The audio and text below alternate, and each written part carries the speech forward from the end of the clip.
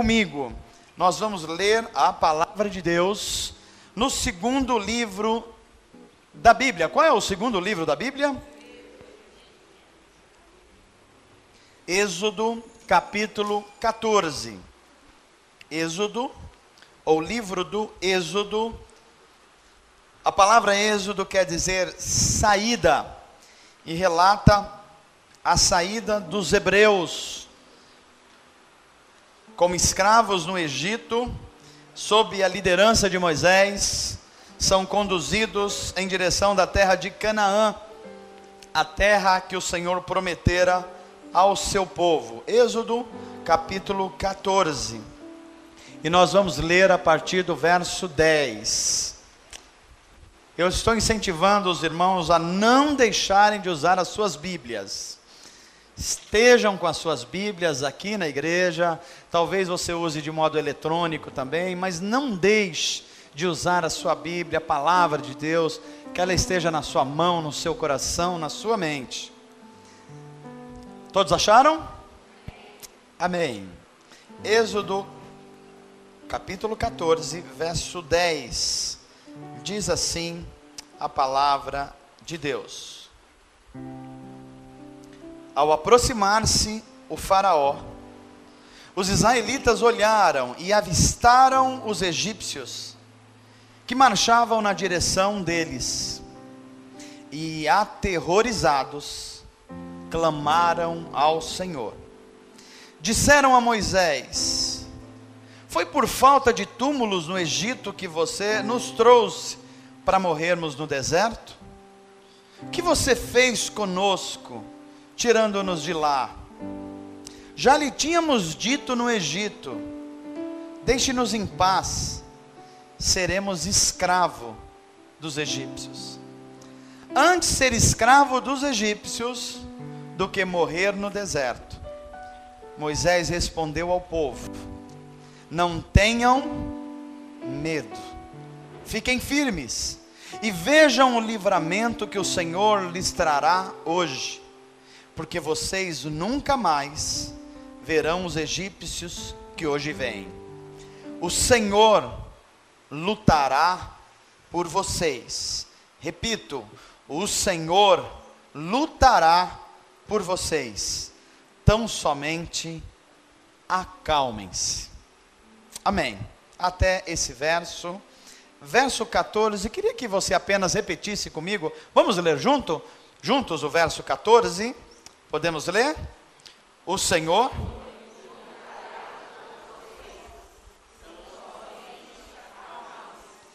Leia mais uma vez.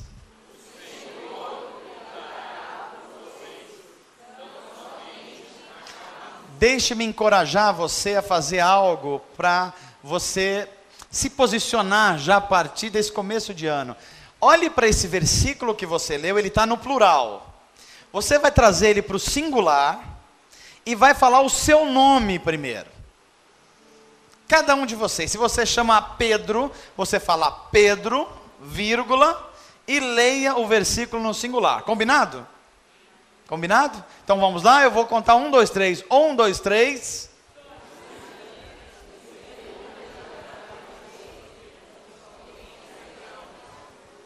Só as mulheres. 1, 2, 3.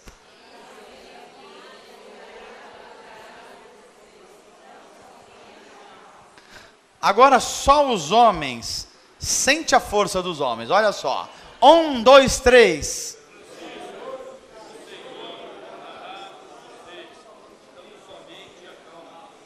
Então, ok, talvez vocês estão lendo em versões diferentes. Eu vou sugerir que a gente leia agora numa versão só, e cada um de nós vai colocar o nosso nome. Então a gente vai falar o nosso nome e dizer assim: o Senhor lutará por você, tão somente acalme-se. Vamos fazer todos juntos agora? 1, 2, 3. Mano, o Senhor lutará por você, tão somente. Fecha os teus olhos. Pai, que essa palavra seja profética para nós, que seja realidade para as nossas vidas nesse ano de 2014, que possamos aquietar acalmar e saber que o Senhor é Deus, e que o Senhor não mudou, e que o Senhor lutará as nossas causas, se nós nos mantermos fiéis ao Senhor. E é isso que pedimos. Muda, Senhor, aquilo que precisa ser mudado. Conserta o que precisa ser consertado. Dá-nos uma nova disposição de coração e alma. Não deixa que a gente se perca no meio de tantas propostas que esse mundo nos traz, mas que elas parecem ser caminhos de vida, mas o final delas nem sempre é o melhor. Não deixa que nós incorramos no erro de olhar só para nós mesmos, de cuidar só da nossa profissão, de olhar só para aquilo que é imediato, mas ensina-nos a olhar para aquilo que é eterno, aquilo que é reino de Deus, porque no último dia, a única pergunta que vai interessar, e que Deus nos fará, é o que nós fazemos a respeito de Jesus Cristo. E que essa igreja, cada um de nós, possa olhar com confiança e falar assim: Senhor, eu usei a minha profissão para a tua glória, eu usei a minha família para a tua glória, eu usei os meus dons para a tua glória, eu usei o conhecimento que chegou até a mim para a tua glória. Que essa seja a nossa oração, e que o Senhor nos fortaleça hoje para receber essa palavra, guardá-la no coração e praticá-la como caminho de vida. Em nome de Jesus. Amém.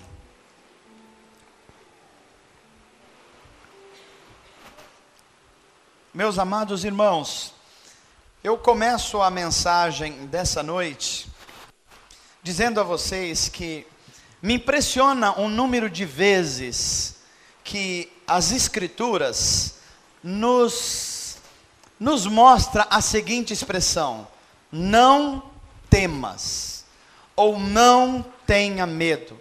Essa expressão aparece tantas vezes na Bíblia, que há quem diga entre os estudiosos que ela aparece de várias formas, mas nessa forma, não temas ou não tenha medo, ela aparece pelo menos 365 vezes.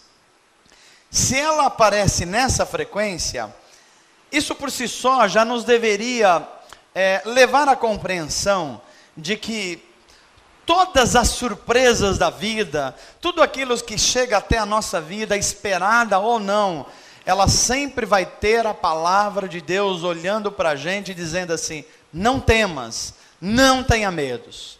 E isso também indica que a vida nossa nesse mundo, ela não será simples e nem fácil. Porque se ela fosse simples e fácil, a Bíblia não teria pelo menos um não temas por dia para a gente. E se tem, é porque a gente vai enfrentar desafios. Seguir a Jesus, viver na época que nós vivemos, e viver a vontade e o propósito de Deus, é coisa para gente corajosa.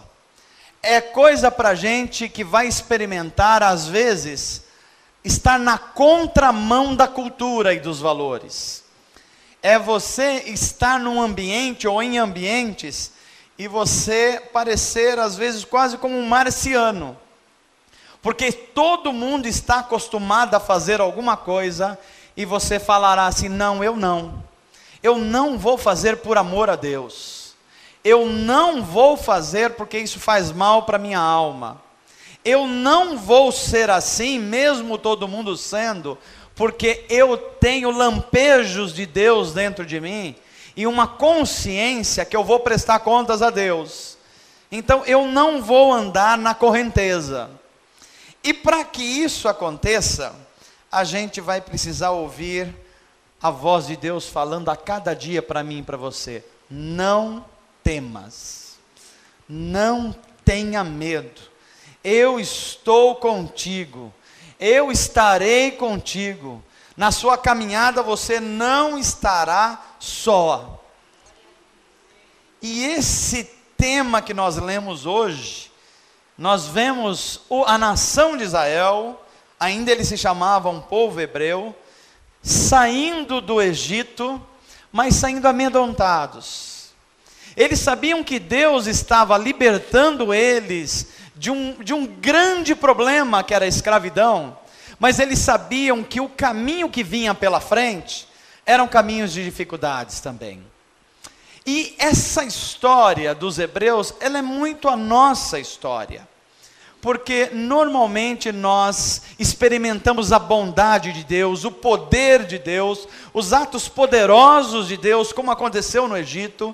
Deus se revelou de 10 formas diferentes, que a gente conhece como os atos poderosos de Deus, ou as 10 pragas do Egito, e o povo sai, mas eles começam a perceber rapidamente, que eles vão precisar de diariamente ouvir a voz de Deus: não temas, não tenha medo pelo que vai vir aí pela frente.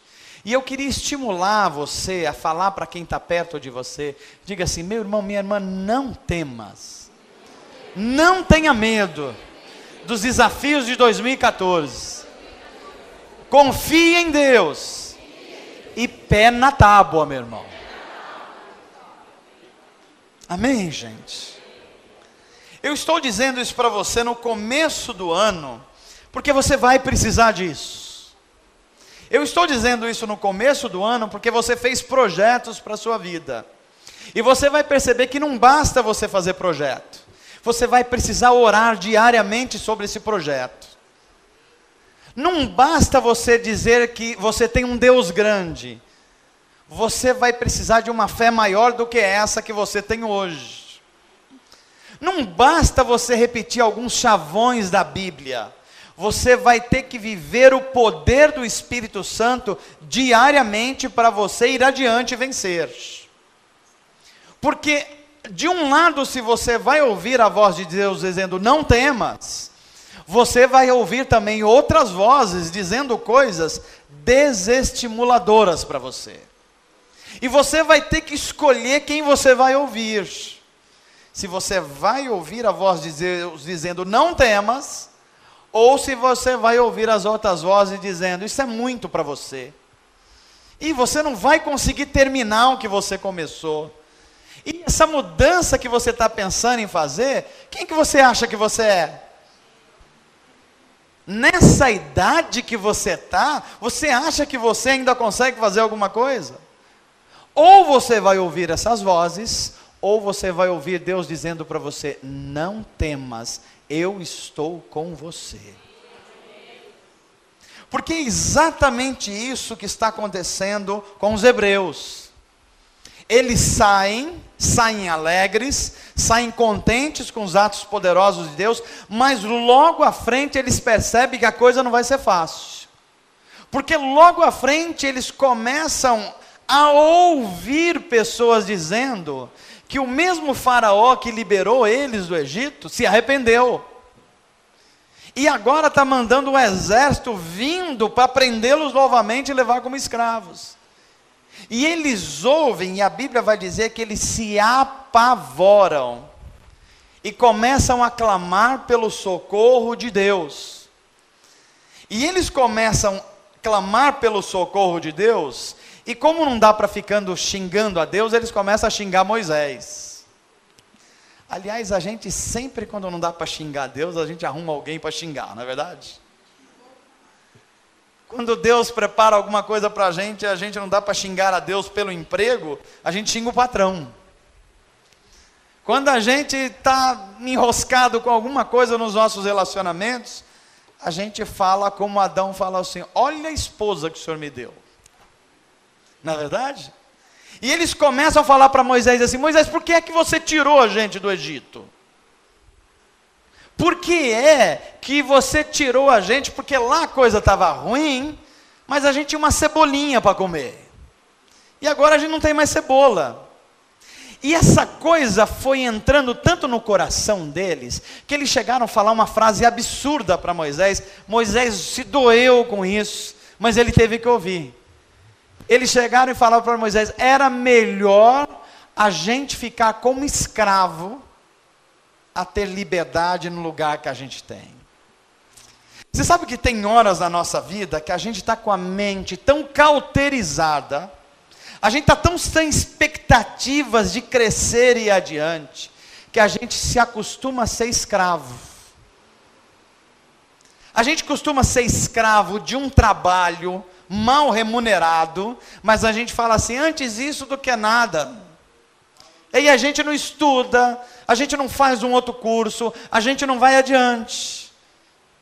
A gente fica escravo de não conhecer as coisas. Então, você teve acesso a um pouquinho de coisas na sua vida, e você ficou escravo daquilo ali, se limitou. Aí você não lê mais, você não lê mais a Bíblia, não lê bons livros, você não procura um curso técnico para crescer, você achou que aquilo ali está bom e fica escravizado ali.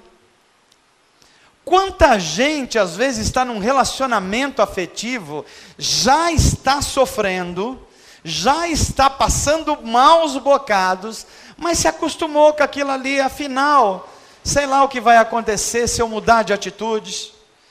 E aí entra depois para um casamento que acaba sendo um desastre também. Tudo isso porque achou melhor ser escravo. A nação de Israel estava diante dessa perspectiva. E eles olham para o mar à frente e falam assim, a gente não vai conseguir passar. Eles olham para trás e falam, o exército de Faraó está vindo. E ele olha para as laterais e vê aquilo que a gente vê no meio das nossas crises: montanhas, montes, dificuldades muito grandes. Eu tenho a impressão que talvez Davi, no Salmo 121, está falando dessa situação. Ele diz assim, eleva os olhos para onde os israelitas estavam olhando? Para os montes. E ele fala assim, da onde vai me vir o socorro? Talvez Davi tivesse como quadro essa situação. Então, diante da situação difícil, eles ouvem que todas as perspectivas estão negativas e começa uma crise. E é no meio dessa crise que eles se esquecem do que Deus já fez. Isso tem muito a ver comigo e com você.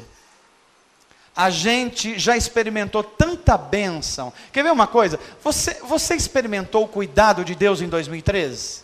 Deus cuidou de você? Deus agiu em situações que você não conseguiria fazer sozinho?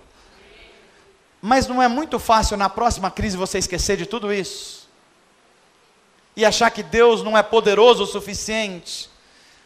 Na próxima situação difícil, você entrar em desespero e achar que Deus não está cuidando de você? É muito fácil. Estava acontecendo isso com a nação de Israel, e a Bíblia vai dizer que bateu o desespero neles. E quando bate o desespero na gente, a gente começa a achar que a gente está lutando sozinho na vida. Primeiro sinal de que a gente está numa crise e está entrando no desespero é que a gente começa a ter a nítida sensação que nós estamos sozinhos. É quando a gente não consegue mais ouvir a voz de Deus falando assim para a gente: não temas, continue, vai adiante. E como os hebreus, a gente tem a tendência a gente esquecer que o Salmo 23 é uma realidade para nós. E qual é a promessa de Deus no Salmo 23? O Senhor é... Essa parte a gente até costuma lembrar. O problema é a gente lembrar a frase seguinte. E qual é a frase seguinte? Diante da crise, é fácil a gente lembrar disso? Sem bater o desespero? Eles estão diante desse momento... E o pior é que no momento do desespero, é um ambiente propício para a gente fazer grandes besteiras. Momentos de desespero é um ambiente ideal para a gente tomar decisões erradas. Momentos de desespero e de crises são momentos que a gente tende a tomar decisões de cabeça quente. Sabe aquela coisa que você toma no calor e que demora 5 segundos para você tomar a decisão, e às vezes 25 anos de consequências?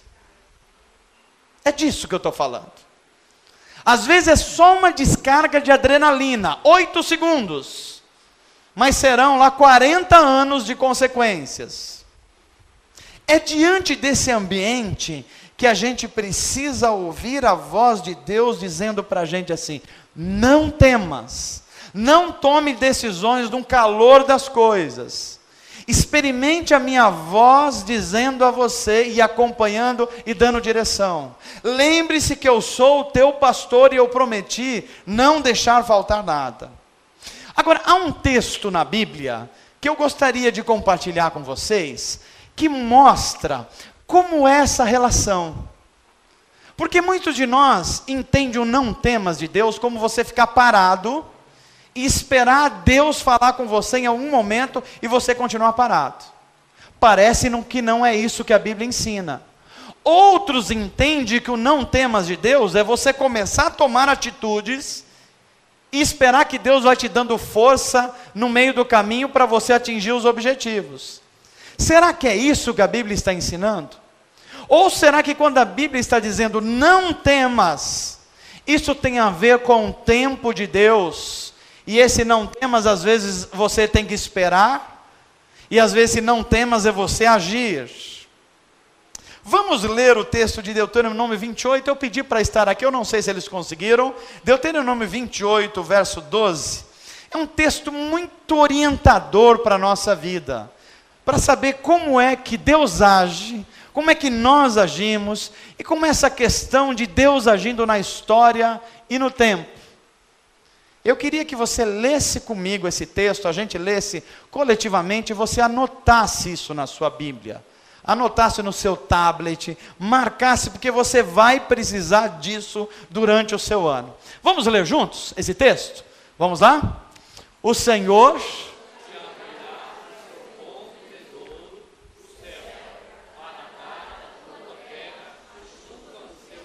Então vamos lá, leia de novo que eu quero que você perceba a ação de Deus. A primeira parte, você vai ler até a chuva, a palavra chuva ali. Vamos lá, diga: o Senhor te abrirá o seu bom tesouro, Deus, o céu, para dar à tua terra a chuva. Isso é a ação de Deus. Agora olha o detalhe que vem no texto seguinte: no seu... Isso é a ação do tempo. Agora vê depois da vírgula: e para abençoar todas as obras das tuas mãos, e emprestarás a muitas nações, porém tu não tomarás emprestado. Esse texto tem 3 situações que eu queria que você percebesse. A primeira parte tem a ver com Deus, um Deus que quer abrir as portas, um Deus que manda a chuva, um Deus que dá crescimento. Só que tudo isso acontece num determinado tempo. É todo dia que chove? É todo dia que o mar está para peixe? É todo dia que os negócios estão favoráveis? Não é. Tem o seu certo tempo.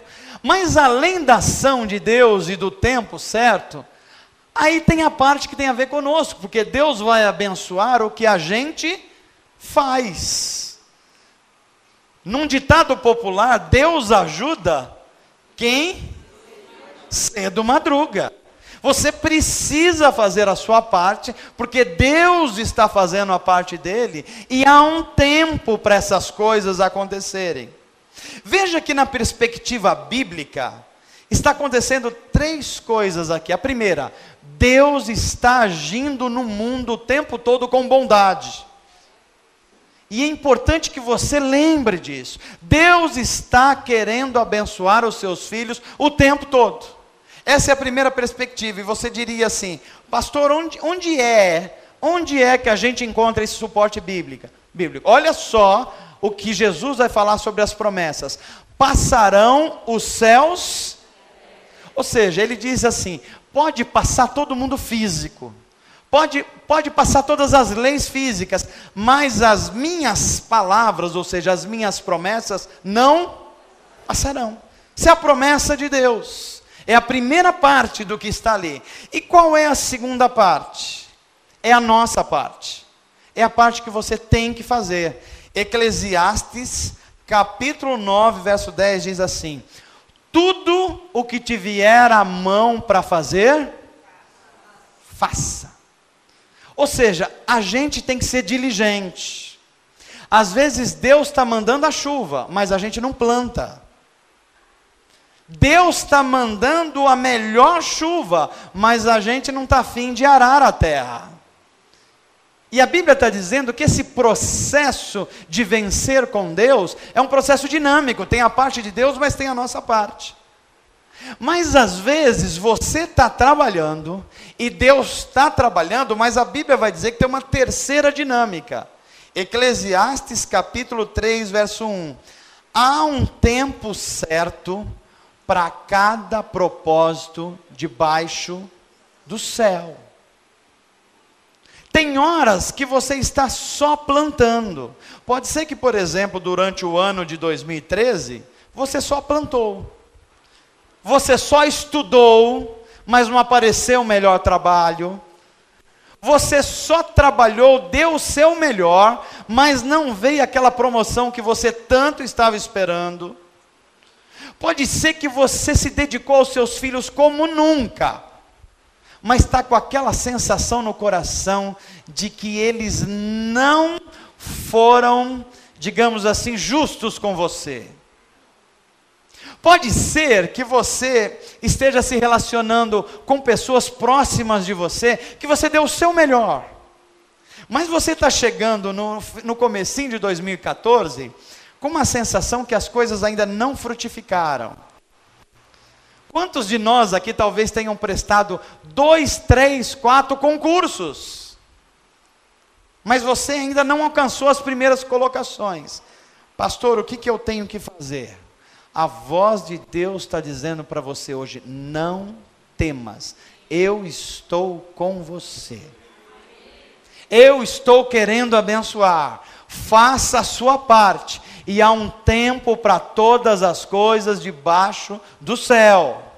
Há tempo de plantar, há tempo de colher, há tempo inclusive de chorar, mas há tempo do riso chegar. É por isso que você não pode deixar de fazer o que está fazendo sob a orientação do Espírito Santo de Deus. Amém, gente? Diga assim comigo: Senhor, me ensina isso. Deus está trabalhando o tempo todo, está mandando chuva, mas eu tenho que fazer a minha parte. Eu tenho que regar a terra, eu tenho que cuidar da plantação, e também tenho que saber discernir que há um tempo para todas as coisas. Eu estou dizendo isso no começo desse ano para você não perder a perspectiva bíblica de como as coisas acontecem no reino de Deus. E a gente aprende com a história dos hebreus saindo da terra da escravidão em direção à terra prometida, que a gente no decorrer da nossa caminhada, a gente precisa discernir. Tem hora que você está trabalhando e vai demorar mais tempo do que você imagina, até que Deus faça florescer as coisas que Ele vai florescer. Tem hora que você está usando os seus dons, mas o resultado do uso dos seus dons ainda não estão aparecendo. Há orações as quais você está fazendo, e que você está fazendo há algum tempo, mas ainda você não está vendo o resultado nisso. A palavra de Deus está dizendo para você: não temas, há um tempo certo para todas as coisas. Continue trabalhando, continue orando, continue se esforçando. Deus está olhando por você. E nós vamos aprendendo alguns princípios nesse texto que nós lemos aqui. E o primeiro princípio que eu aprendo é que, se você está em Deus, meu irmão, se você está em Deus, você nunca vai lutar sozinho. É uma promessa de Deus. Aliás, eu queria que você falasse isso para quem está perto de você. Se você estiver em Deus, se estiver em Deus, você nunca vai lutar sozinho. Jamais. Sabe por quê? Porque Deus vai conduzir os seus passos no meio das tribulações. Olha que texto interessante que nós lemos hoje. Disse o Senhor a Moisés: diga aos israelitas que mudem o rumo e acampem perto de Piahirote, acampem à beira-mar, defronte de Baal. O faraó pensará que os israelitas estão vagando confusos, cercados pelos desertos. O Deus da Bíblia é um Deus estratégico. É um Deus que manda os hebreus a mudarem o rumo. Eles estavam indo por um caminho que era o mais óbvio. Provavelmente era o mais perto, mas Deus fala: não, não é esse caminho. Mudem o rumo. Porque Faraó vai de fato pensar que vocês estão indo por aí. E eu quero que vocês vão para um outro lugar, porque Faraó vai enganar a si mesmo.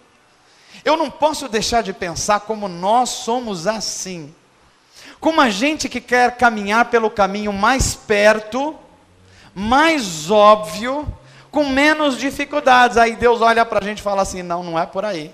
Muda esse rumo.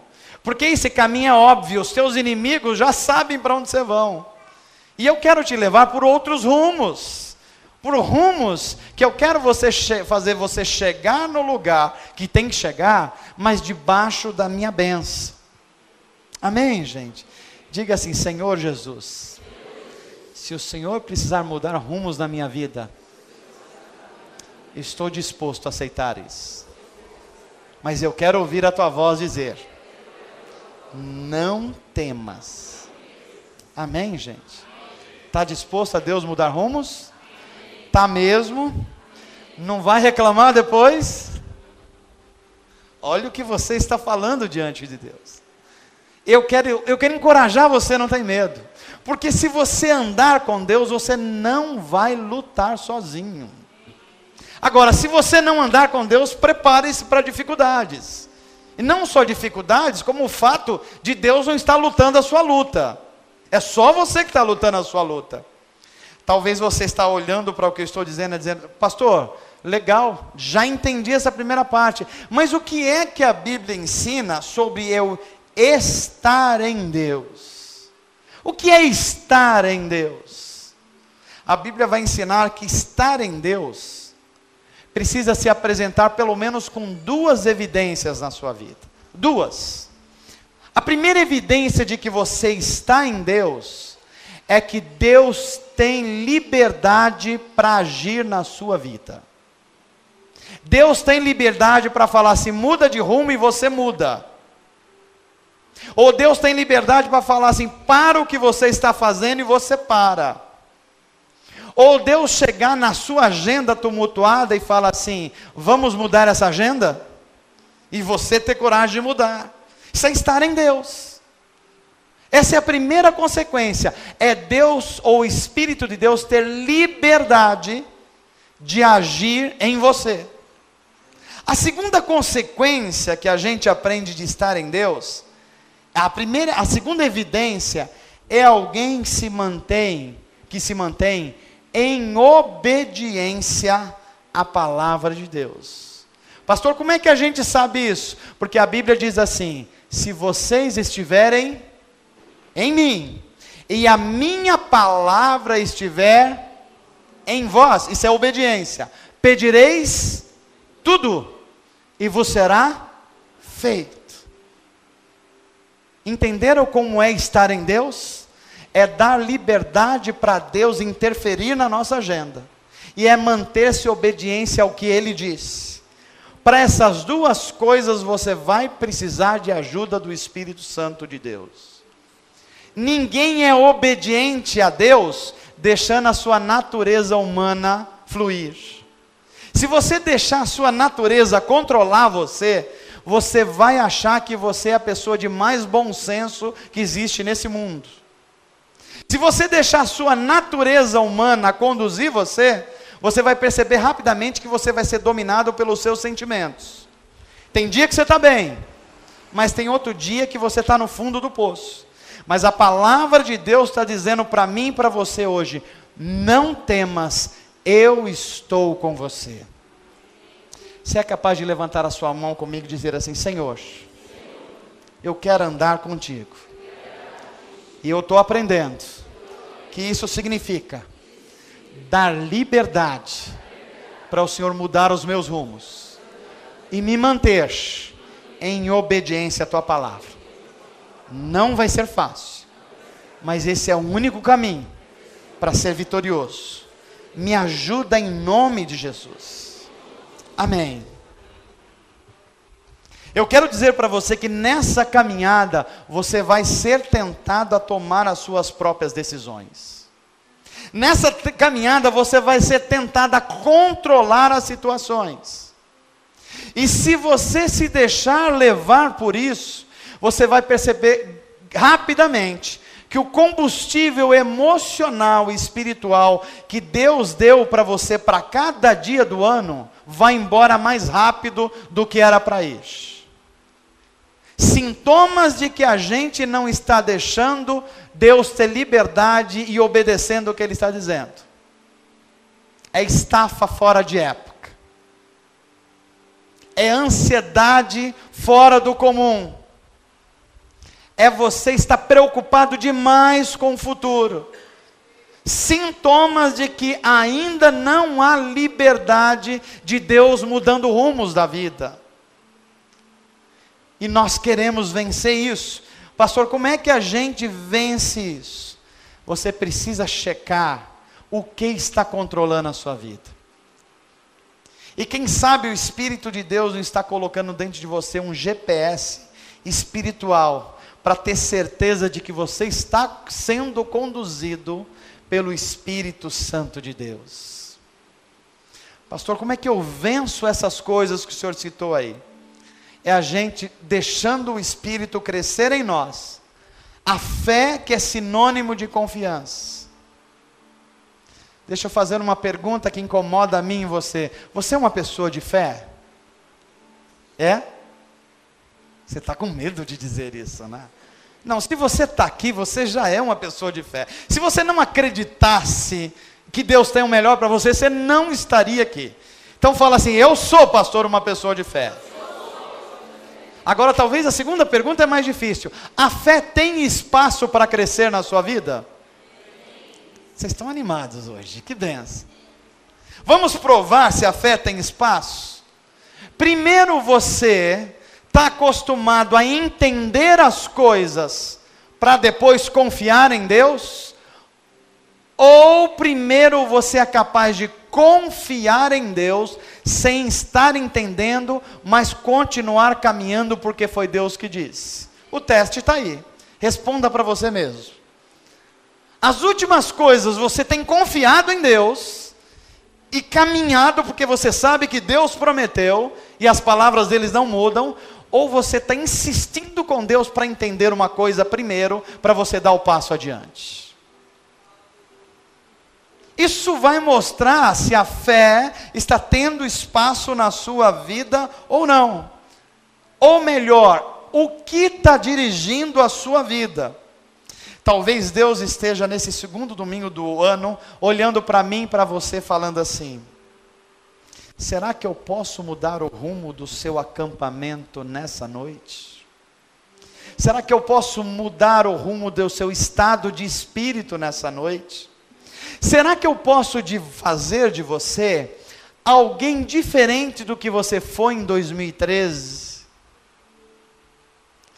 Me permita, junto com você, colocar diante de Deus algumas questões que mostram como está esse GPS de Deus dentro de nós. A oração tem sido uma prioridade para nós durante todo esse ano de 2013? A oração tem sido prioridade para você? Segundo, você compreendeu que tudo que chega a você não é seu, apenas você é administrador disso? Eu estava lendo um livro essa semana, que foi me presenteado por um irmão querido aqui da igreja, e o autor dizia assim: você já compreendeu que um dia você estará diante de Deus, e Deus vai perguntar para você assim: o que é que você fez com as coisas que são minhas? e que estavam emprestadas para você. A hora que eu li essa frase, eu falei: Deus, tem misericórdia de mim e de todos nós. Eu vou repetir isso. A pergunta que nos será feita é: o que é que você fez das coisas que são minhas, mas que foram emprestadas a você durante a sua vida? Você as repartiu? Você as compartilhou? E eu fiquei pensando assim: Deus, como é que a gente pode responder essa pergunta? Será que aquilo que chegou até a mim, eu fiquei pensando que é porque eu trabalhei mais que os outros? É porque eu tive mais inteligência que os outros? Será que eu fiquei pensando que é porque eu tive mais conhecimento que os outros? E Deus está dizendo para mim: isso não é seu, mano. Se eu apenas emprestei durante a sua vida. E depois você vai ter que prestar conta dessas coisas. E eu fiquei pensando no meu dinheiro. E eu percebi que esse dinheiro nunca foi meu. E que tudo chegou até a mim também não é meu. Ele me foi emprestado.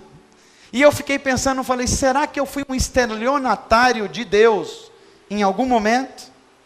Porque o que é ser um estelionatário? É você usar ou negociar ou vender aquilo que não é. Eu fiquei pensando se nos meus dons, em algum momento, eu fiz um estelionato espiritual. Porque eles não eram meus. Estavam apenas sob a minha administração. Mas ao mesmo tempo eu ouvi a voz de Deus falando no meu coração: mano, não temas.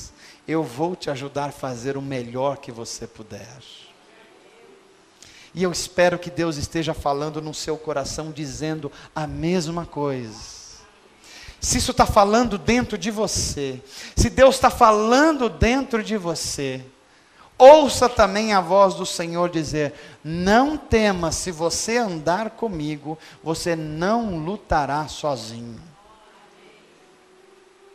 A segunda coisa que eu aprendo com essa experiência dos hebreus saindo para a terra prometida, é que a terra prometida não é feito de facilidades. E que porque não é feito de facilidades, escuta o que eu vou dizer para você: nada pega Deus de surpresa. Sabe aquele comportamento equivocado que você teve? Pois é, surpreendeu você, Deus não. Sabe aquele pecado que você cometeu, que você prometeu a você e a Deus em oração, que não ia cair mais nesse engano, e você se surpreendeu que você caiu de novo? Pois é, surpreendeu você, mas Deus não. Agora sabe o que é mais surpreendente? É que Deus já sabia disso, e Deus continua te amando, e dizendo para você: não temas, você vai melhorar, eu estou caminhando com você, você vai vencer, você vai caminhar e sair lá alguém mais parecido com meu filho Jesus Cristo. Deixa eu falar uma coisa para você, que as escrituras dizem. Paulo, escrevendo aos Efésios, ele diz assim: nele, em Jesus Cristo, nós fomos escolhidos. Deus te escolheu antes que você imaginasse que Ele existia. E mais, Paulo diz: você foi predestinado conforme o plano daquele que faz de todas as coisas segundo o propósito da sua vontade. Sabe o que isso quer dizer, meu irmão? Que Deus vai utilizar todas as situações da sua vida, as certas e as erradas, as sábias e as equivocadas, para construir em você alguém que Ele planejou antes da fundação do mundo. Qual é a única possibilidade disso não acontecer, pastor? Você deixar de andar com Deus, porque aí você vai lutar sozinho, você vai sofrer sozinho, e o sofrimento sozinho sem Deus gera amargura.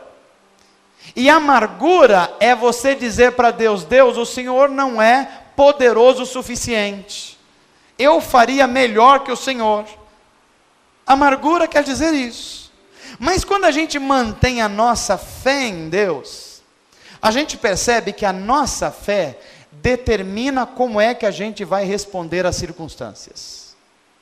Se a gente não se manter confiante em Deus, as circunstâncias vão determinar a tua fé. Levanta sua mão assim comigo e fala: Senhor, eu quero fazer a coisa certa, na ordem certa. Não são as circunstâncias que vão determinar a minha fé. É a minha fé que vai determinar como eu enfrento as circunstâncias.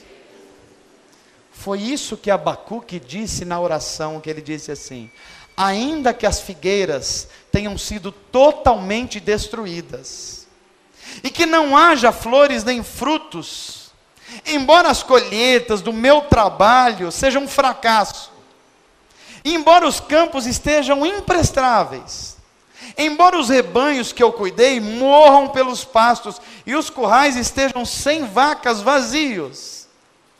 Quando a gente vê essa primeira oração, a gente fala assim: esse cara não deu dízimo. A gente fala: esse cara é um fracassado, ele não orou, porque está dando tudo errado para ele. Não tem vaca no curral, a plantinha que ele plantou não deu fruto. Aí ele olha para todos nós e fala assim: ainda assim eu me alegrarei no Senhor, ficarei feliz no Deus da minha salvação. Amém, gente? Isso é a coragem de que Deus não nos pega de surpresa. Você pode dizer isso comigo? Fala assim: Senhor, obrigado por saber disso, que eu nunca vou surpreender o Senhor, nem para o bem nem para o mal. As minhas maldades, o Senhor sonda o meu coração e já sabe. E o que eu posso fazer de bom, não há nada que pode impressionar a Ti. E ainda assim, o Senhor, sabendo de tudo isso, continue a me amar e dizer para mim: não temas. Eu termino essa mensagem dizendo a você: se você não ceder ao desespero, Deus vai lutar todas as suas batalhas até o fim. Se você se acalmar e ouvir o que a palavra de Deus está dizendo: aquietai-vos e sabei que eu sou Deus. Deus vai lutar com você até o fim. Portanto, meu irmão e minha irmã, não ceda à murmuração. Você pode falar com alguém que está perto de você e fala assim: meu irmão, resista, mas resista mesmo à murmuração, porque se você murmurar, você vai ter que andar sozinho. Você não vai andar com Deus. Deus só anda com amigos, e quem murmura não é amigo. Então resista à murmuração. Quer falar mal? Quer reclamar? Reclame com Deus, e não com os outros, e nem com ninguém. Você entendeu isso? Amém? Você pode aplaudir ao Senhor?